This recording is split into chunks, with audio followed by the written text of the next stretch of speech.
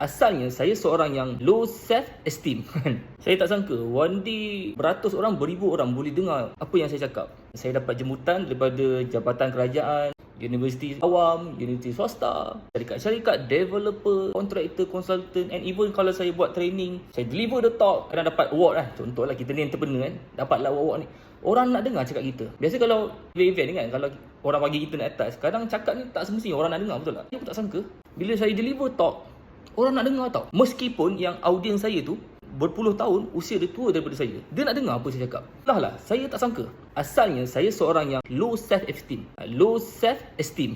Kurang keyakinan diri. Saya ni tak rasa diri saya boleh pergi tau. Waktu saya sekolah dulu, sebab kita ni daripada family susah lah kan. Anak kerani, anak pemandu teksi, anak pemandu lori kan. Lepas tu pula kita punya badan ni kecil. Kita ni antara budak yang kecil kat sekolah kan. Member badan besar-besar. So itu faktor lah. Saya waktu zaman sekolah dulu sangat-sangat low self esteem. Kurang keyakinan diri. Tapi benda tu saya develop tahun ke tahun sampailah bila saya dah masuk sekolah menengah kan. Saya dah masuk tempat ke 5, saya start develop. Saya start untuk aku boleh buat. So bila aku boleh buat tu, saya belajar sungguh-sungguh kan. SPM tu saya skor 8A, masuk universiti kan. Masuk universiti pula asasi sains waktu tu saya skor betul-betul sampai dapat pointer tinggi.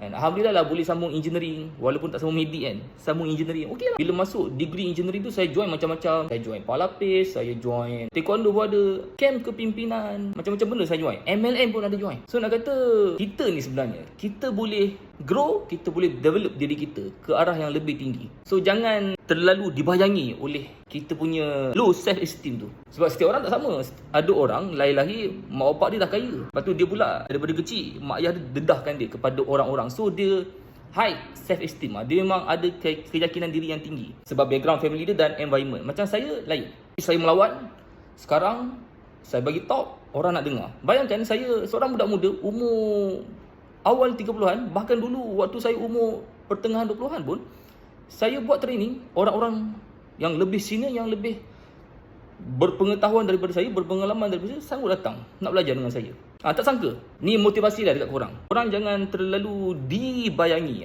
terlalu shadow sangat dengan korang punya low self esteem. Sekarang maybe korang low self esteem, tapi why not korang usaha untuk dapatkan keyakinan diri yang tinggi. Yakin ni bukannya kau banyak cakap, tak. Yakin ni maksudnya engkau tujahkan untuk engkau naikkan value diri kau, seterusnya kau menjadi orang yang berjaya. Alright, so saya Nazmi Ismail, mengajar kursus Building Information Modeling. Saya dah publish 3 buku, Alhamdulillah. Boleh follow saya untuk lebih tutorial berkenaan dengan software-software yang demand dalam engineering dan construction. Alright.